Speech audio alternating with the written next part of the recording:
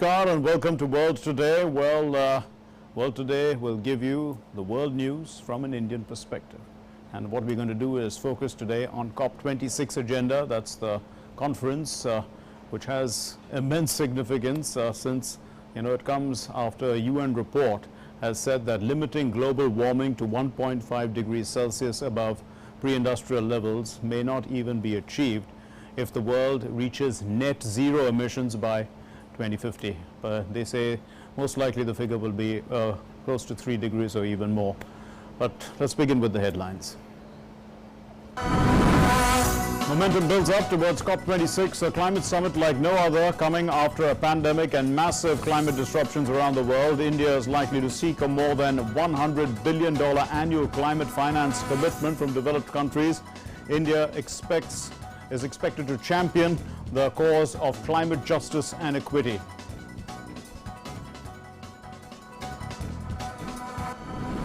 The WHO Technical Advisory Group asks for additional clarifications from Bharat Biotech for final emergency use listing, risk-benefit assessment for the global use of Covaxin. WHO chief scientist says that the TAG will reconvene for the final assessment on the 3rd of November if data is received soon.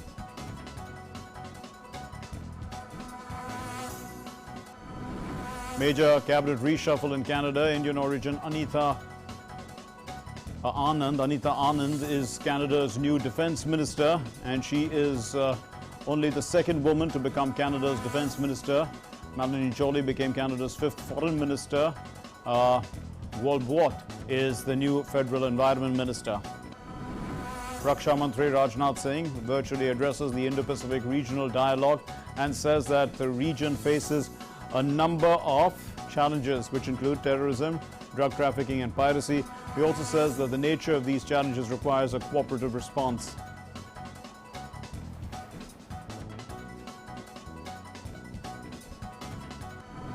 In the EFL Cup, Chelsea and Arsenal seal quarter-final berths. Chelsea beats Southampton 4-3 in a penalty shootout in the last 16, and Arsenal beats Leeds United 2-0 in the pre-quarterfinals.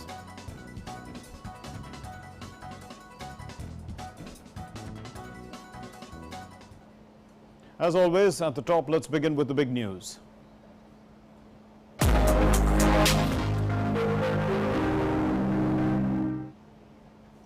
So delayed by the pandemic, COP26 is critical because a UN report has noted that the Paris deal's target of limiting global warming to 1.5 degrees Celsius above pre-industrial levels may not even be achieved if the world reaches net zero emissions by 2050.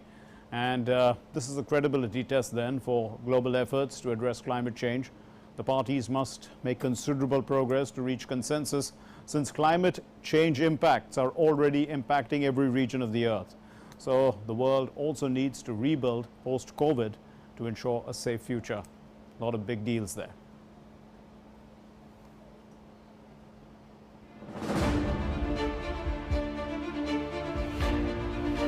Just ahead of COP26, here comes another scientific report on climate change. In fact, it's another thundering wake-up call. United Nations report says current commitments to cut greenhouse gas emissions put the planet on track for an average 2.7 degrees Celsius temperature rise this century. The annual emissions gap report by the United Nations Environment Programme, UNEP, which measures the gap between anticipated emissions and those consistent with limiting the temperature rise this century, as agreed in the Paris Accord, said updated pledges only reduce forecast 2030 emissions by an additional 7.5% compared to the previous commitments.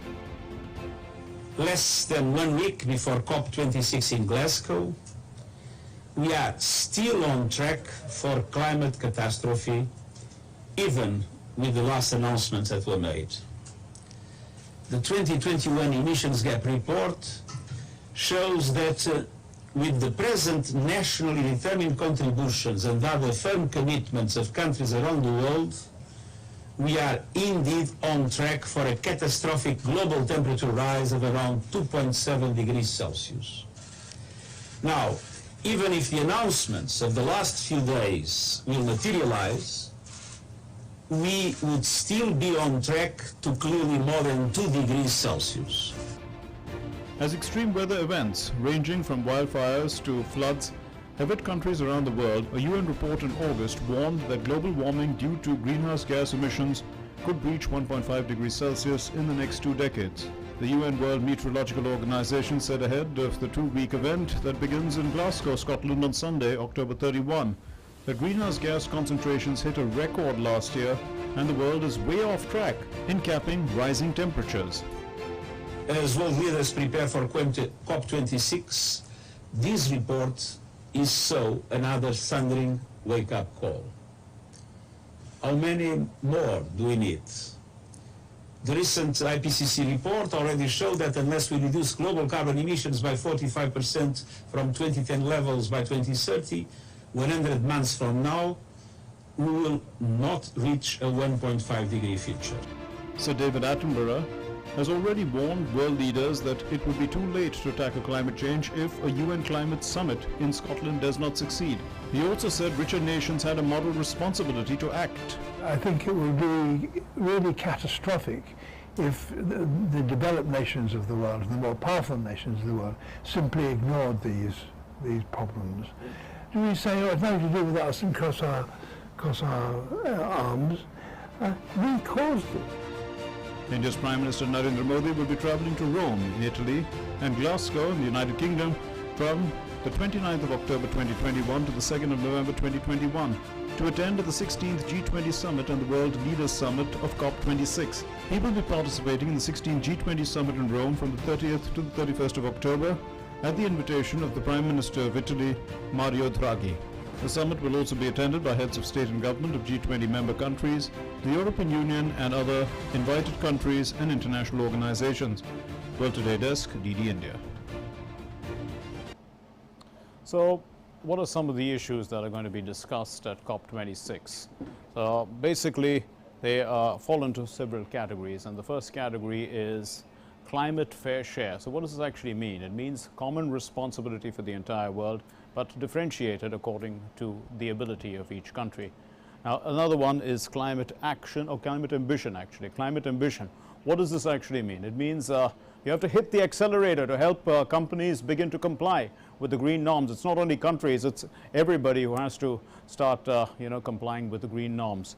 Then there is climate finance. This is crucial. This is a big one because payment for the adaptation and mitigation methods is extremely important, and it has to come from where there is money to places where there is none. And those are the places that sometimes have the greatest damage. Loss and damage leverage. This is an area that also needs focus because, the brunt of climate extremities, as I was just saying, in the future, these are going to be felt by the developing countries, including ourselves. We already saw quite a lot of it in our country this year, but we're going to see the brunt of it going forward. Developing countries will face the brunt. And then there is carbon markets. Carbon markets is a principle where, you set emission targets or emission limits, and those who fall within those limits, they get credits, and those who fall outside those limits pay taxes. That's basically what the carbon market is all about.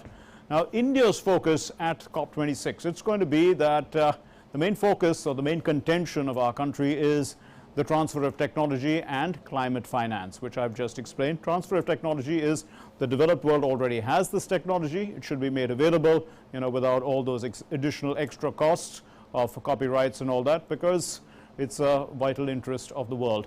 Transfer of technology needs to be done quite fast. Also, India will seek the commitment for more than 100 billion annual climate finance commitment from the developed countries. So right now that is on track. That's what they say. COP26 will achieve it. In fact, when we last checked in 2019, it was about 79 billion that was put forward. So maybe they have reached about 100 billion per year this year. But India will also push for climate justice and equity, and India's per capita carbon emission is just 1.96 tons per person per year. So India can speak from a position of strength. Let's move on to our next slide, and this is about the major emitters. So China, 8.4 tons per person per year, and you know that their population is larger than India's, so they are really polluting. and the US is 18.6 tons per person per year. They have about 300 million people, so they are polluting way in excess of what India overall is polluting.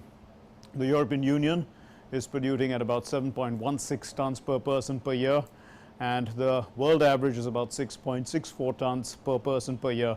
So India is well below the per capita average. Let's look at some of the broad goals of COP26 or any COP for that matter, and this is basically to secure global net zero by the middle of the century, that's 2050, and keep 1.5 degrees within reach, that's the Paris Climate Accord. Adapt to protect communities and natural habitats, that's quite natural. To mobilize finance, get it from places where there is excess, put it in places where there's less, and also to work together to deliver. That's what's important. That's what these meetings are all about. It's a conference of parties, get together, work together, find something out, and find a consensus. But what's next? The idea is not just to get this $100 billion a year, it is to sustain it up till 2025, which is just around the corner in the larger scheme of things, but beyond that as well. You have to sustain it and get it going on, because we're talking about 2050, so we have to move towards that. And then compensation for the loss and damage in developing countries, because we did say a little earlier that the developing countries are going to be the ones which are going to be the worst impacted. So they need compensation for damage which is not even felt as yet, because that damage is going to come upon them when they have done nothing about it. It's not their fault. It's been done by the developed countries, and suddenly, so that compensation is necessary. Then there is the priority for the least developing countries, as well as the small island developing nations. This is important because without this prioritizing of that, the money will not reach where it's supposed to do, because after all, the least developed countries will have the same impact. They will have the impact of climate change just as much as the developing countries, in fact much more, because they're not able to mitigate. And the small island nations, they're going to disappear from the face of the earth. So COP26 needs to agree on the levels and type of funding. That is crucial. Let's hope 26 will happen.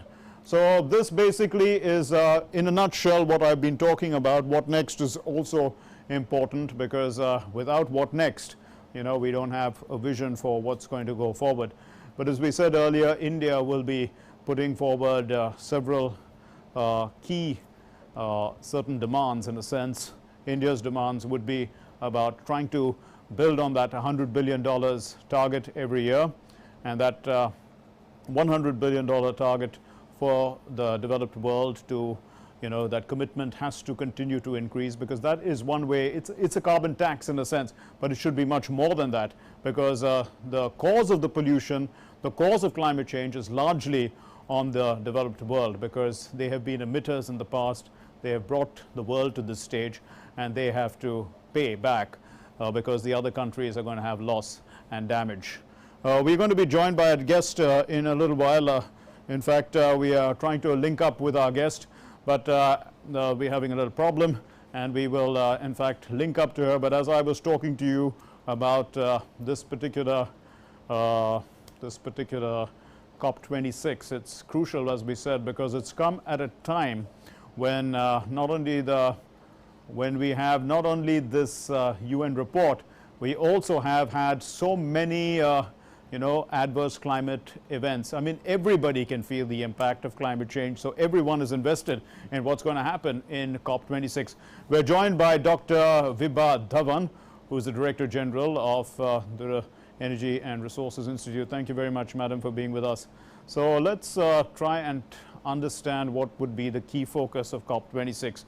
What, in your opinion, should it be?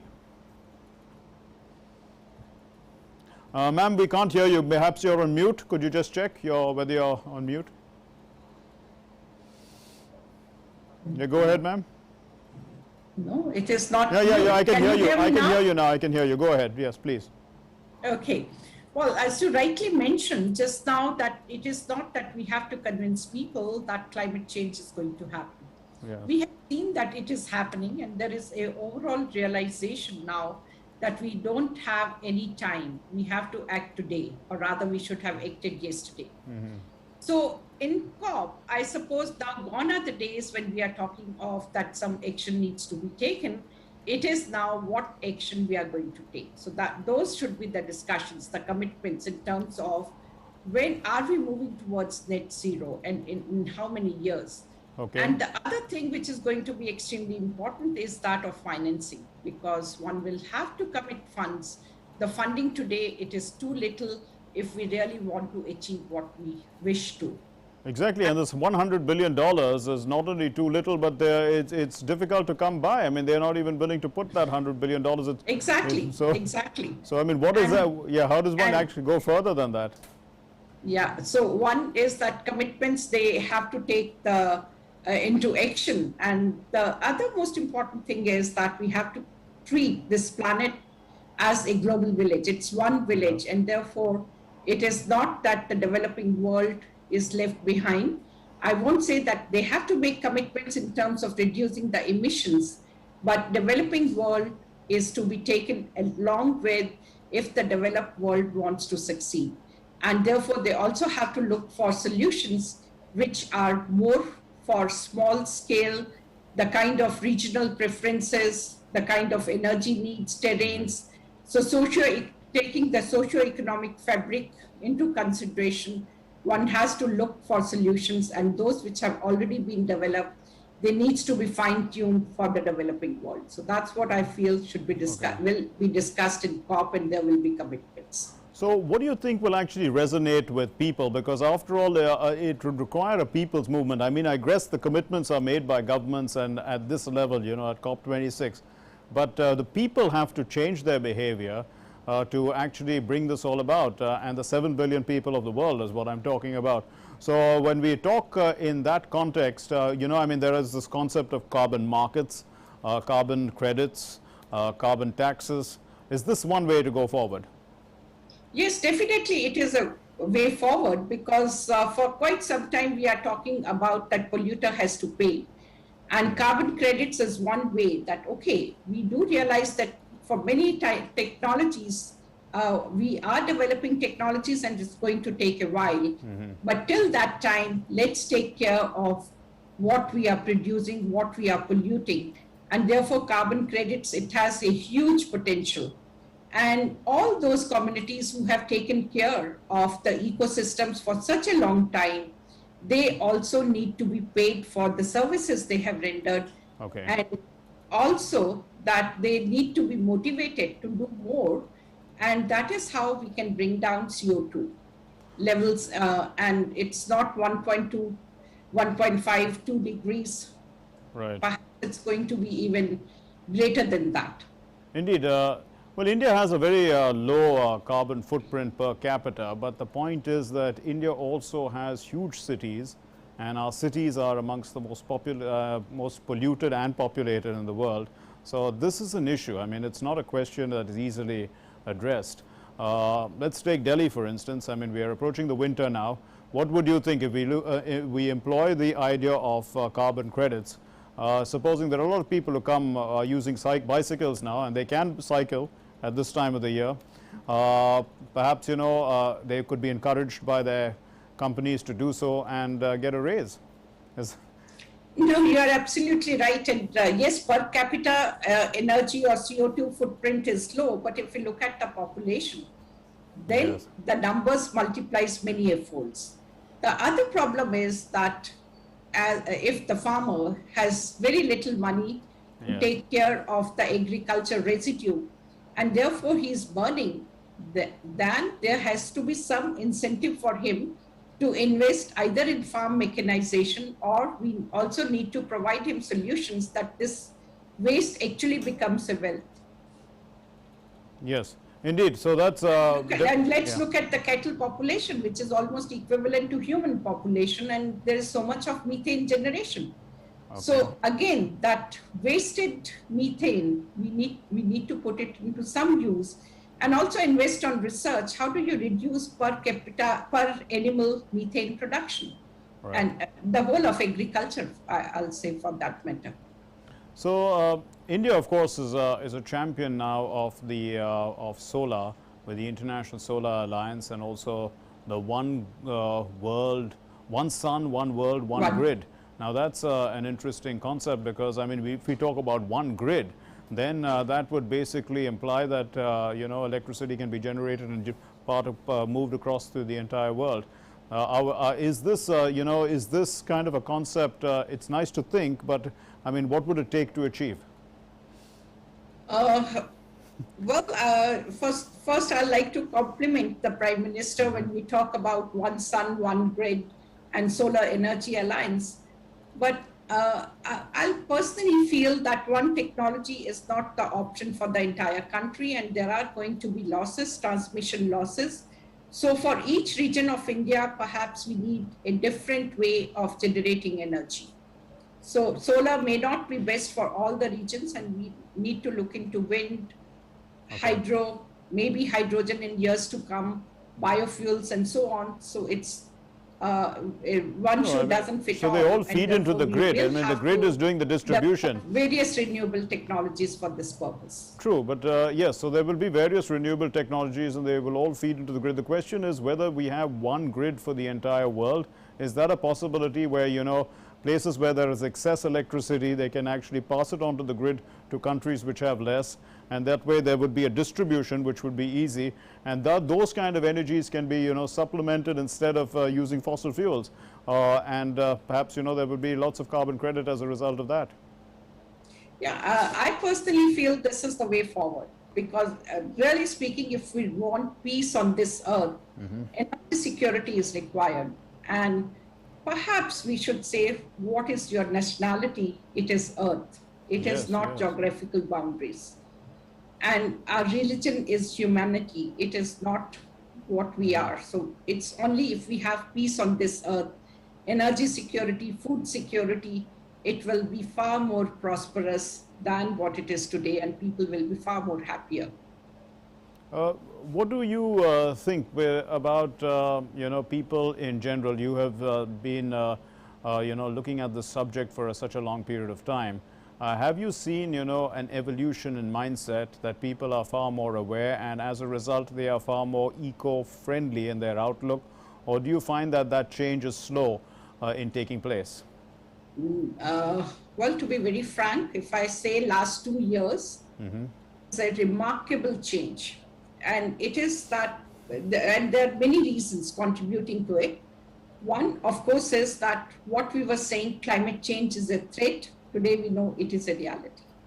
The second is pandemic has shown that whatever happens in one part of the globe has impact in other parts of the world as well. Third is that maybe like in Delhi, we have never seen clear skies. So we know what kind of cost have we paid to development, and we can breathe fresh, which is far more important than the luxuries which we are otherwise enjoying, or make to believe that we enjoy those. So therefore it's a world where I'll say our next generation is very responsible. They want to invest, and rather they are questioning us for our actions. And I'm sure that in years to come, maybe even 1 year, I'm not talking about 10 years kind of a time frame, we'll find a sort of movement which will be all around the world. If we have to talk about climate justice, now at the end of the day, justice is the biggest issue, because we have, the emitters have emitted during a time when they were developing, and they developed, and now they have caused that damage to the rest of the world. And the question is, the rest of the world has to carry that baggage. And the issue is, how do you get them to pay the costs?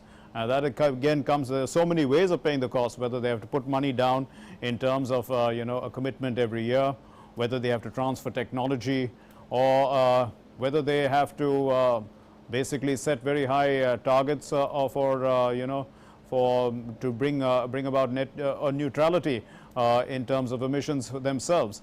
What do you think? I mean, the developed world, is it in a position to bring about this kind of change? Well, climate justice, and I can say from India's point of view, or rather all over the world, it is that the pollution is largely caused by the corporates or rich people, and it's the poor who pays the price for that. It's the vulnerable population which gets maximum affected due to the climate change. Now, having said that, what you are putting as a question is that where is the solution? And I'm very happy when these days corporates, they come for discussions and they are first of all making promises that by 2030 they will try to be net zero. And they are also willing to invest in future technology development. So maybe it won't be that they'll pay 100% for their back needs, but I'm sure they are going to do quite a bit for the future environment. And I think there is also going to be a peer pressure, because today it's best of the companies which are becoming more responsible, but then it's going to spread to small and medium and practically all industries. And even as a consumer, people will start respecting the companies which are more responsible, and therefore it also becomes a sustainable business model for them. Indeed. Or a final question, ma'am, is that, you know, there's a lot of jet setting that takes place across the world, and now they are even moving into space, and, you know, there's going to be a next race, so the next frontier, and there's a lot of pollution that takes place that hasn't really been accounted for in all this movement. What do you think? I mean, is that an area that can be controlled to some extent? Definitely it should be controlled. There is no question.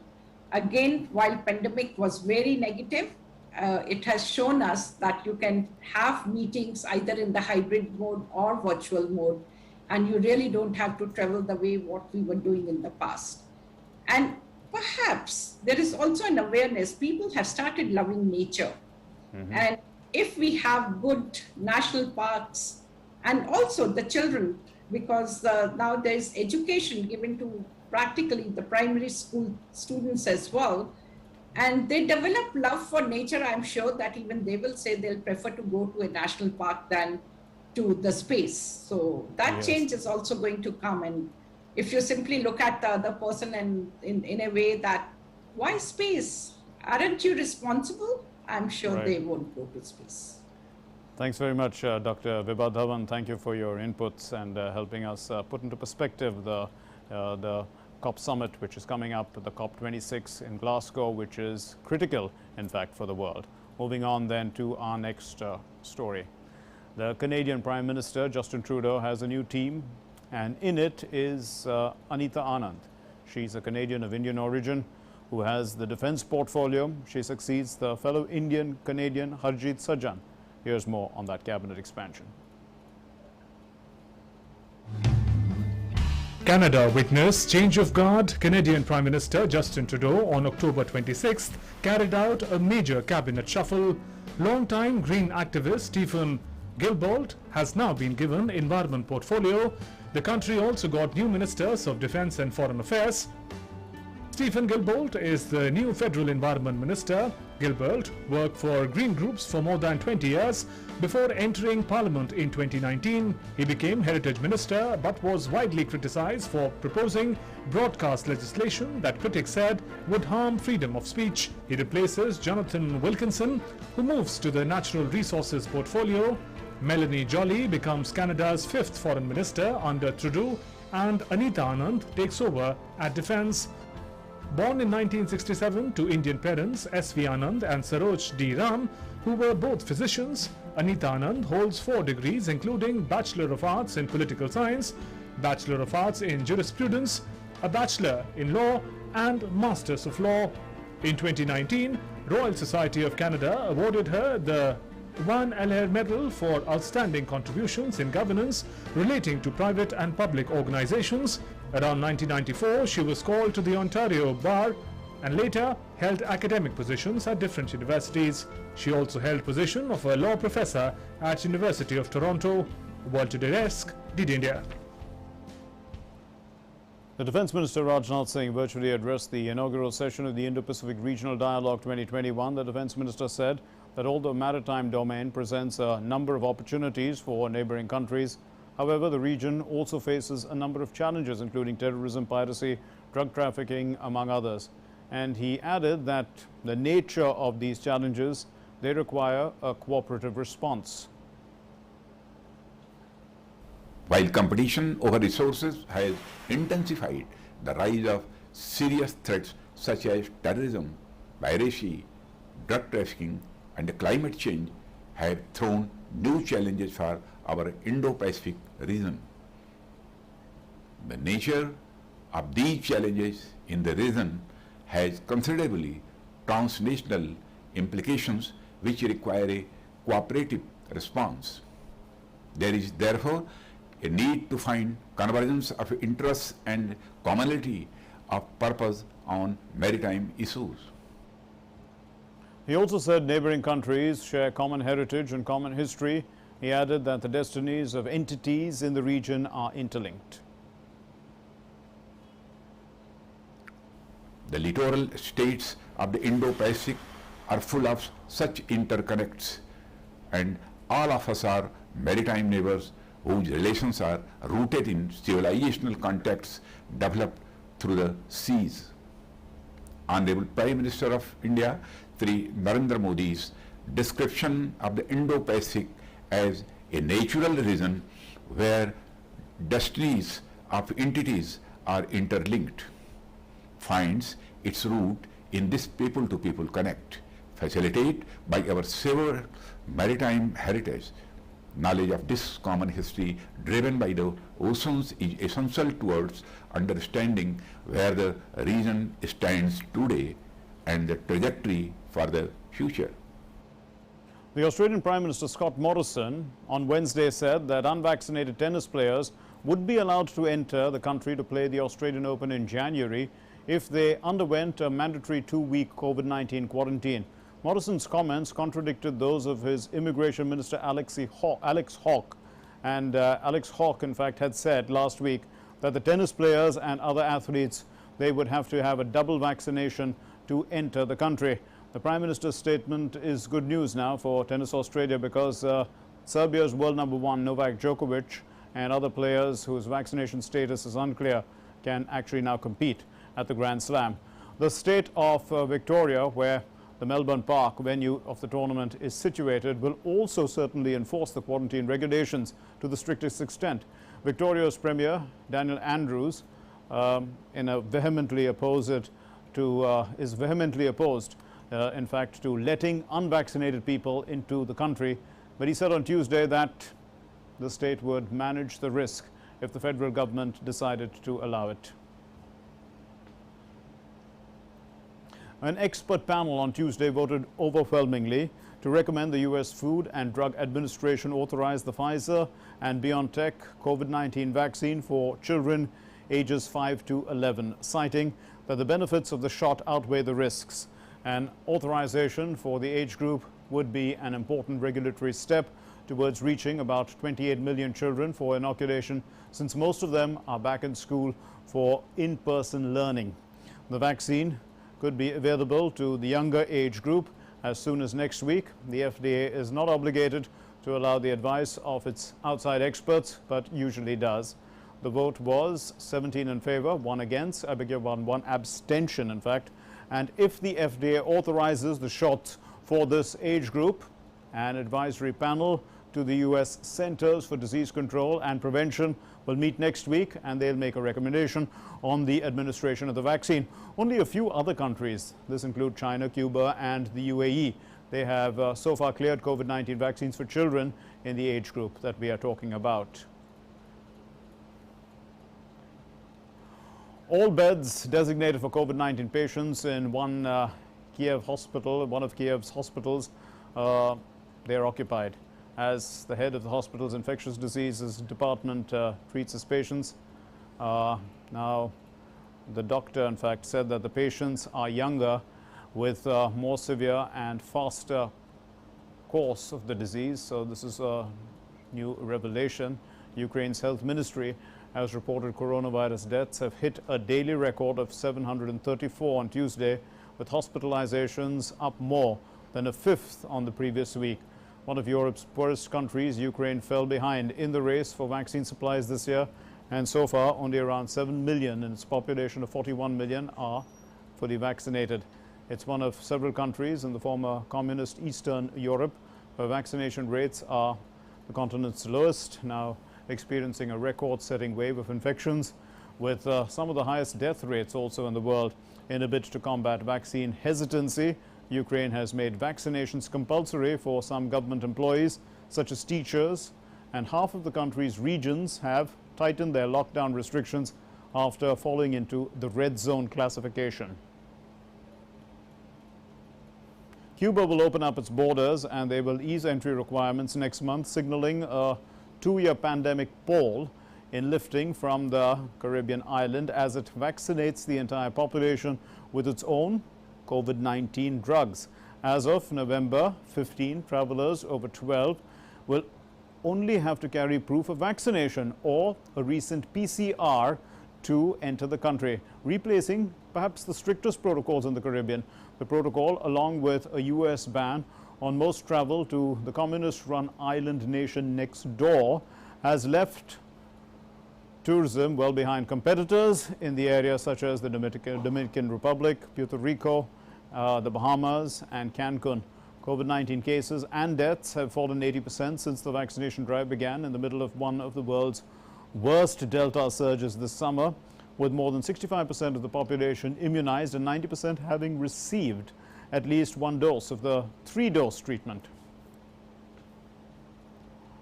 The World Health Organization's Technical Advisory Group on Tuesday sought additional clarifications from Bharat Biotech for its COVID-19 vaccine, Covaxin, to conduct a final risk-benefit analysis and assessment for the emergency use listing of this vaccine.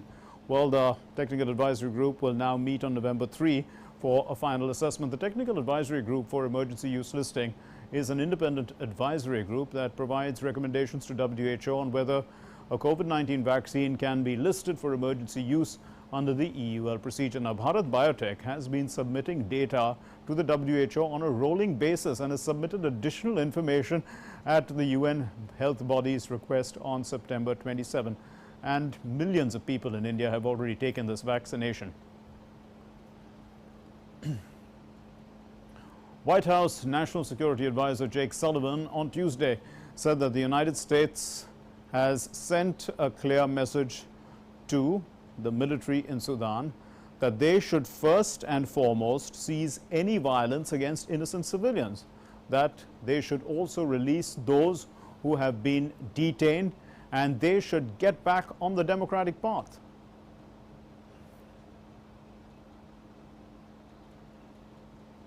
We've been in close contact with regional leaders, including in the Gulf, to make sure that we're closely coordinating and sending a clear message to the military in Sudan that they should first and foremost cease any violence against innocent civilians, that they should release those who have been detained, and they should get back on a democratic path. We will continue to do that. We'll stay closely coordinated and aligned with all of the stakeholders who we believe have influence in Khartoum. Second, we have made clear that we are deeply alarmed. Secretary Blinken put out a very strong statement yesterday by the actions taken 36 hours ago by the Sudanese security forces. The Biden administration is looking at a full range of economic tools to respond to the military takeover in Sudan and has been in close contact with the Gulf countries. We are pressing pause on significant aspects of our economic assistance to Sudan, and we will look at the full range of economic tools available to us in coordination and consultation with regional actors and other key countries to make sure that we are trying to push the entire Sudanese political process back in a positive direction after this significant and alarming setback. The UN chief Antonio Guterres assailed what he called an epidemic of coups d'etat on Tuesday. So the UN chief has urged the Security Council to act to effectively deter them as the 15-member body prepared to address and discuss the military takeover in Sudan.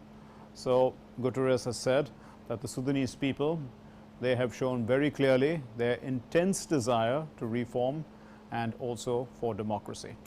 The Secretary General has again condemned the Sudanese army's seizure of power. He did on Monday. And in fact, he's urged all parties to exercise maximum restraint.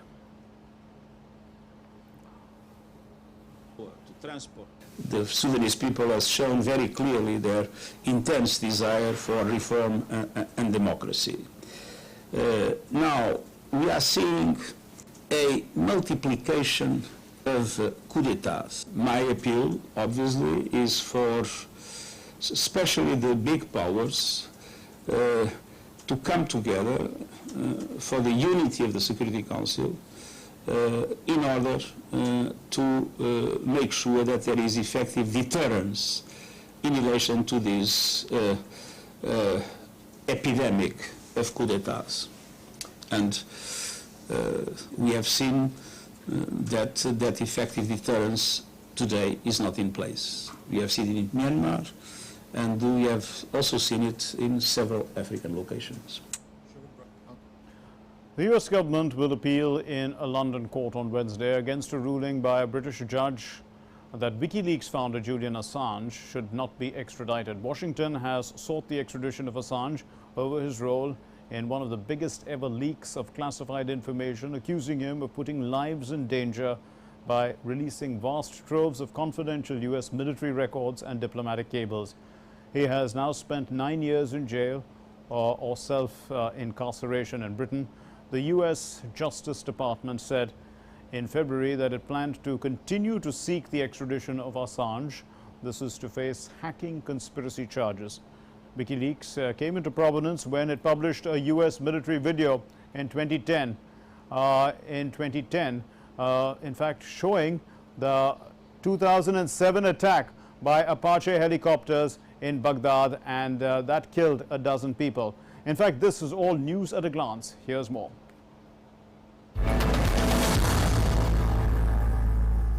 Germany's outgoing Chancellor Angela Merkel on Tuesday received her discharge papers from President Frank-Walter, delegating her to a caretaker role after 16 years at the country's helm. Merkel, who watched from the visitors' gallery earlier in the day, as a new, more diverse and young parliament elected a woman from the centre-left Social Democrats parliamentary president, will now be acting Chancellor until a government is formed. The SPD, who finished first in September's election, are in talks to form a coalition government with the Greens and the pro-business Free Democrats by December 6 that would oust Merkel's Conservatives after 4 terms. Germany elected a new Bundestag, the 20th in its post-war federal history, in a national election on September 26. The US government will appeal in London court on Wednesday against a ruling by a British judge that WikiLeaks founder Julian Assange should not be extradited. Washington has sought the extradition of Assange over his role, one of the biggest ever leaks of classified information, accusing him of putting lives in danger by releasing vast troves of confidential US military records and diplomatic cables. He has now spent 9 years in jail over a self-incarceration in Britain. The US Justice Department said in February it planned to continue to seek the extradition of Assange to face hacking conspiracy charges. WikiLeaks came to prominence when it published a US military video in 2010 showing a 2007 attack by Apache helicopters in Baghdad that killed a dozen people.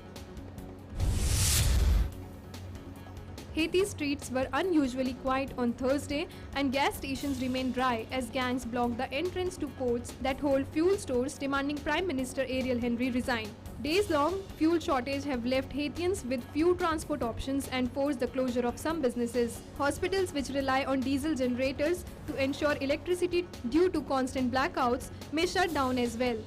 The situation has put further pressure on a population already struggling under a weakening economy and a wave of gang kidnappings, which include the abduction earlier this month of a group of Canadian and American missionaries. Elections had originally been scheduled for November but were suspended after Prime Minister Ariel Henry last month dismissed the council that organizes elections, which critics had accused of being biased in favor of Moise. Chilean police evacuated people from a fire that affected 10 homes, vehicles and a warehouse in southern Chile on Monday afternoon.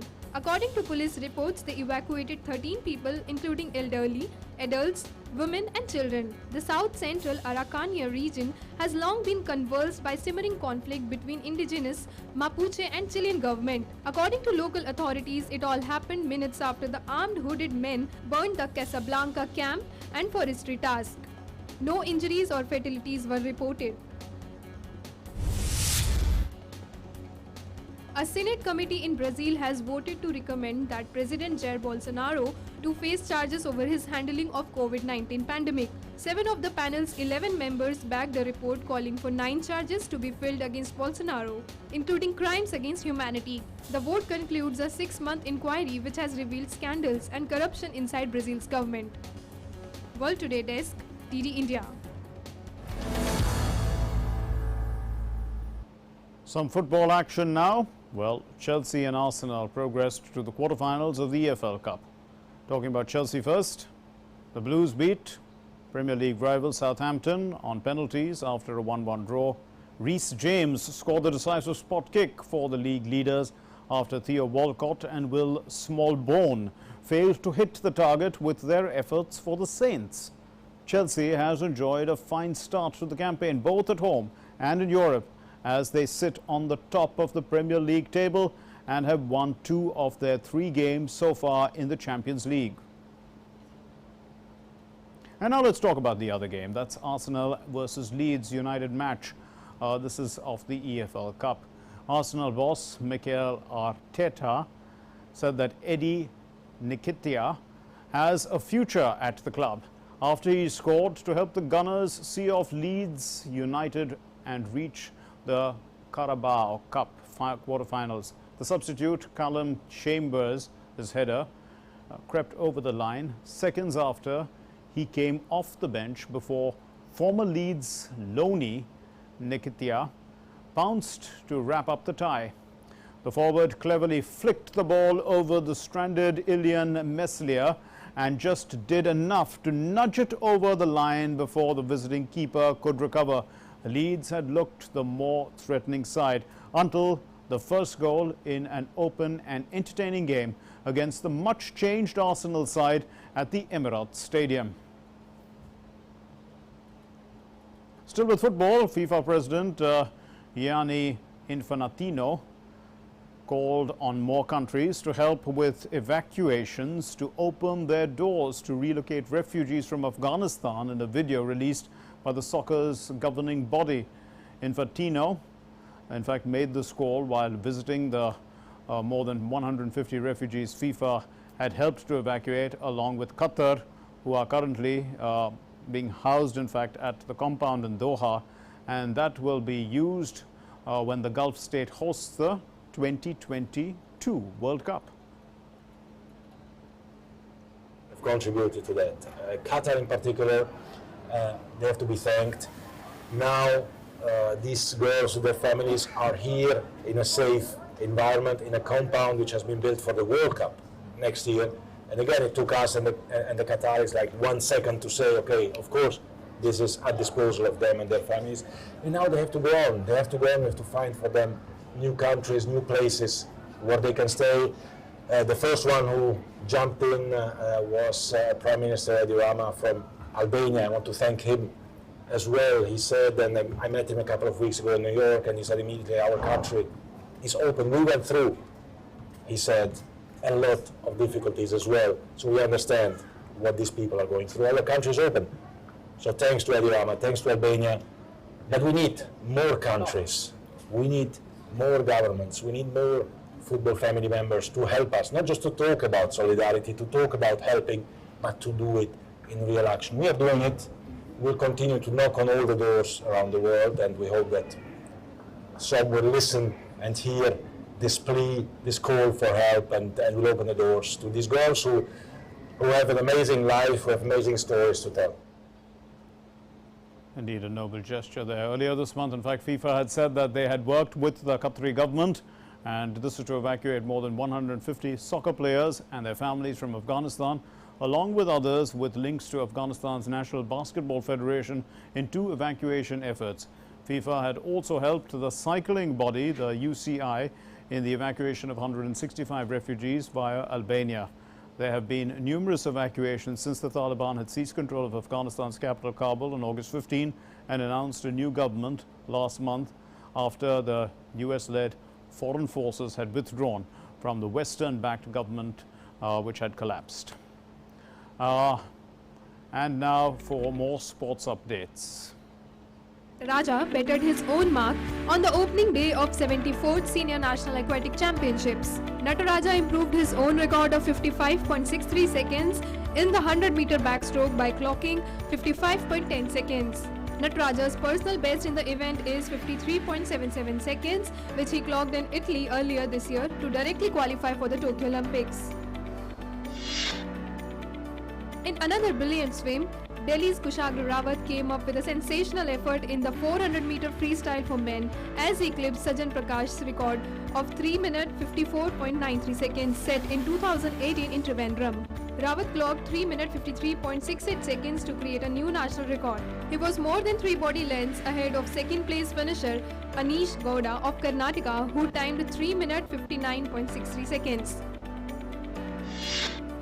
The seasoned Shiva Thapa entered the second round of the AIBA World Boxing Championships after dominating victories in the opening bouts. 5-time Asian medalist Thapa, competing in his third World Championship, produced a fine tactical performance to prevail 5-0 against Kenya's Victor Nyadra.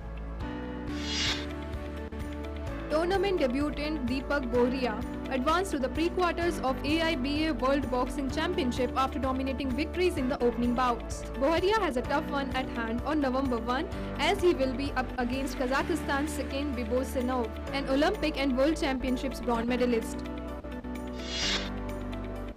A pair of Nike shoes worn by basketball legend Michael Jordan in his rookie season with the Chicago Bulls fetched a record $1.472 billion at an auction in Las Vegas on Sunday. The pair of shoes were the earliest known shoes worn by Jordan as a professional. They were worn in his previous 5th NBA game on November 1, 1984, a 129-113 loss to the Denver Nuggets. The previous record for sporting sneakers set last year were also for Jordan shoes and stood at $6,15,000. Sports Desk, DD India. The International Film Festival of India, that's IFFI, has invited applications from young filmmakers across the country to encourage and recognize the young creative minds, the budding talent in our country.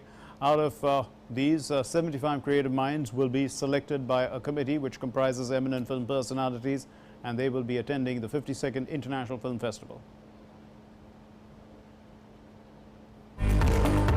India's biggest and Asia's oldest festival, IFFI, not only showcases India's rich storytelling traditions, but also provides a platform to young filmmakers, distributors and other film enthusiasts to interact and exchange cultural expressions. With an endeavor to encourage and recognize young creative minds and budding talent in the country, the International Film Festival of India invited applications from young filmmakers across the country. 75 creative minds will be selected by a committee comprising eminent film personalities to attend the 52nd International Film Festival. Applicants should have showcased their skills in at least 2 short films in feature and non-feature modes in one of the following categories: direction, editing, cinematography, sound recording, acting, playback singing, production design, script writing. The applicant should be an Indian national, not above 35 years of age. The films may be in their original language, but must be subtitled in English. The films accredited to the candidate shall not be older than 3 years as of 1/10/2021. The applicants may participate by sending in their duly filled and scanned application forms at india75.ifi@gmail.com. This form is available on the websites www.dff.gov.in and www.ifigoa.org. The selection committee will comprise eminent film personalities and jury members. The committee will shortlist 150 applicants from all the entries received and then select the finest 75 creative minds of tomorrow from them. The decision of the committee shall be final and binding, and no appeal or correspondence regarding their decision shall be entertained. The selected 75 creative minds of tomorrow will be invited to attend the 52nd International Film Festival of India, Goa 2021, with an access to all the master classes, in-conversation sessions, along with other activities. Bureau Report, DD India.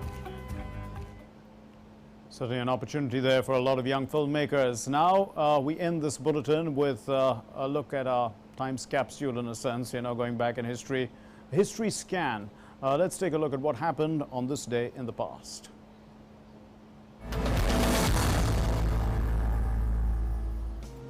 In 1922, on this day, the Italian government resigned under increasing pressure from the fascist movement of Benito Mussolini.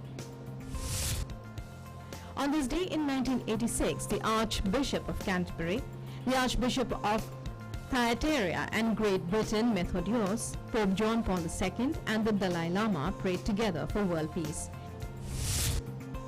In 1997 on this day, trading halted at the New York Stock Exchange as the Dow Jones Industrial Average suffered its biggest point drop in history.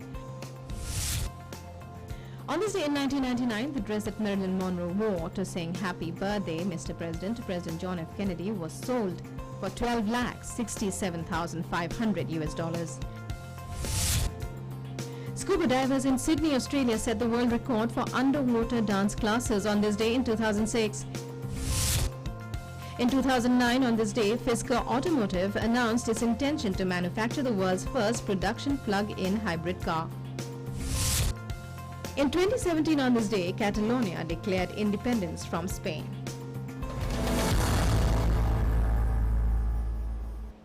So that's the world today. Thanks very much for watching. Namaskar.